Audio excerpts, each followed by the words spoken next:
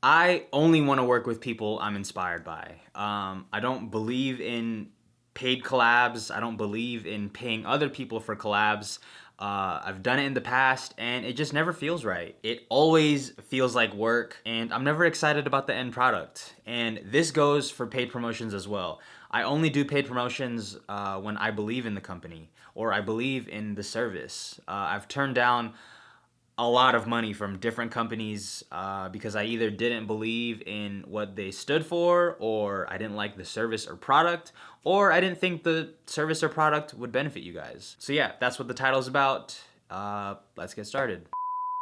Yo everybody, I'm Chris Punsalan. Welcome back to another video. So a couple weeks ago, I sent music producer Ed Talenti my newest sample and drum loop pack called Candor. I wanted to see if he could make something with it, and he hit me back a few days later, and this is the sample he flipped.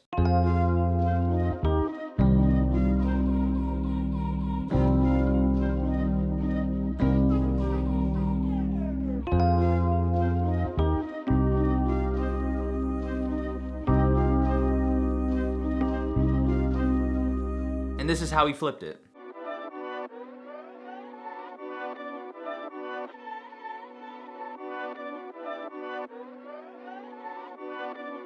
Talenti on the beat, boy.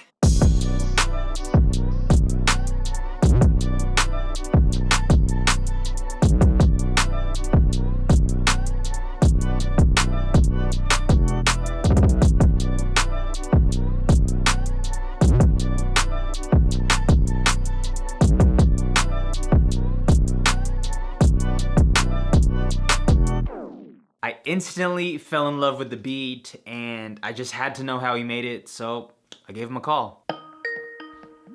What's Yo, up, man? what's up, man? Okay, so with this track that we're breaking down, what did you start with first? I started with your sample, the one called Champ Champ. And the thing that I liked about that one is that it had like these vocals in the back. It was like da da da. I really liked the tone of that, so I decided to take that and start flipping it. Yeah, the first thing I did to it was slowing it down and pitching it down a little bit.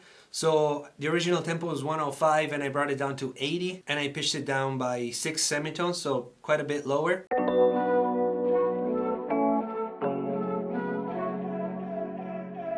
And then I took that as if it was a new sample basically, and I flipped it. So I chopped it up into like a simpler. I'm working in Ableton, so I chopped it up into slices and I replayed it, you know, in a different order. I think I brought it back up by a couple semitones. Yeah, I brought it back up and I kind of played it in a different way with like different chops and different slices.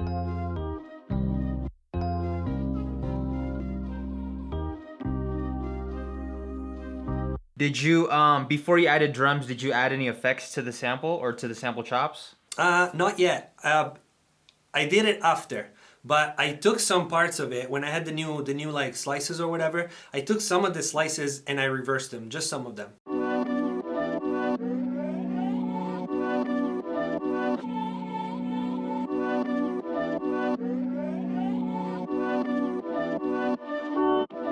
I also doubled it. When I had a part that I liked, I doubled it, and I had another one that was like the same but an octave higher, where I actually put some effectrics. By itself, that second one, it actually kind of sounds like pretty terrible. There's like a lot of stuff. It's like it keeps like moving. It's just like it doesn't even make sense. But as a layer, as like a texture, it kind of works with the regular one, I guess.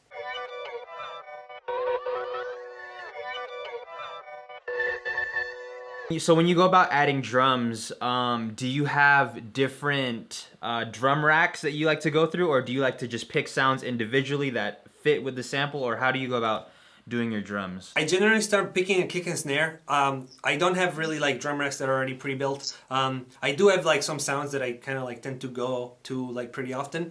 But I start from kick and snare, and then maybe I start adding like a few percussions.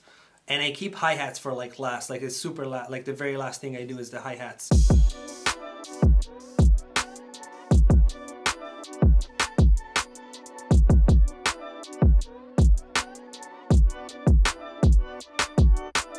The next thing I did was, I mean, I finished the hi-hats and all that, and then I started adding the 808. So for the 808, I picked a pretty short sound because the tempo is like, you know, it's 80, like in double time or whatever, so it's like it would be 160.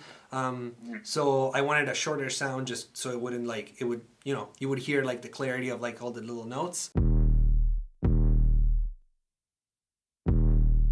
So I picked the 808 and I started developing that part.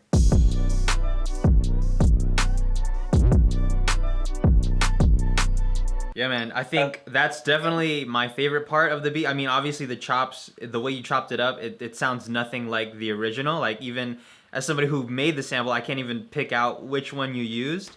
But I think the 808 for sure is my favorite part, because even playing it from my phone, it's just, it fills that space, and it just feels really full, but it feels like it fits right in where it's supposed to. So I think you did a really good job with the 808. Appreciate it. What did you, are there any effects on the 808 that you added? Yeah, one thing that I like to do in my 808s to achieve exactly what you said, because to me, the 808 can be, you know, as powerful as you want on like speakers and stuff, but I want it to come out from a phone. Like, it needs to, you need to hear it from a phone, because that's where people are going to listen to the beat the most. So what I do is, I mean, it's nothing too crazy, but I just saturate my 808s like as much as I can. Like, my whole thing is to saturate it as much as I can without, you know, destroying the sound.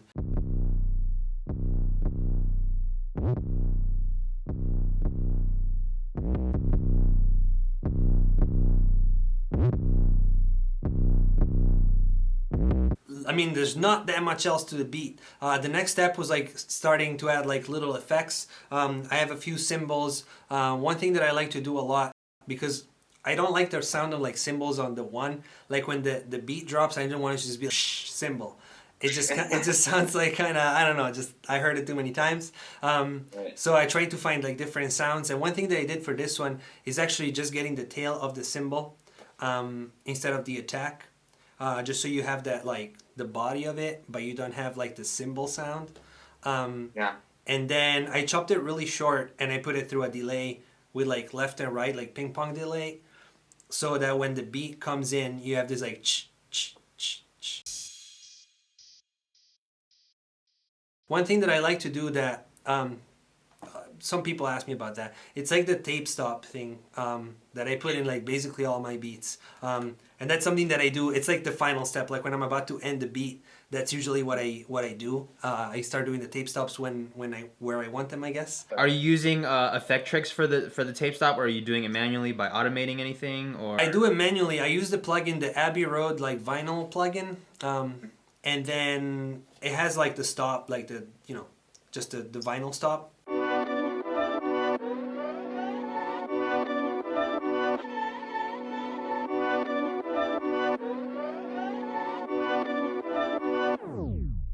Cool. And then that's usually the last thing you add to your tracks, if you do decide to add tape stop to your... Right, which I always decide to add. I kind of overuse them, I know that, but I like the way that sounds. It just kind of makes it hit harder without being too, I don't know, obvious, I guess. Yeah, man, I think we all have things that we know we use too much, but we have to use it because it just sounds that good. Right, right. And if I don't use it, it's like, I don't know, it's just not right. Shout out to Ed for being a part of this video. That Skype call was the first time we've ever spoke. So yeah, he was a really nice dude and I admire his work ethic. All of his links will be linked in the description if you want to go and check them out. And yeah, please comment below with what you guys want to see next. And I'll see you guys next time. Peace.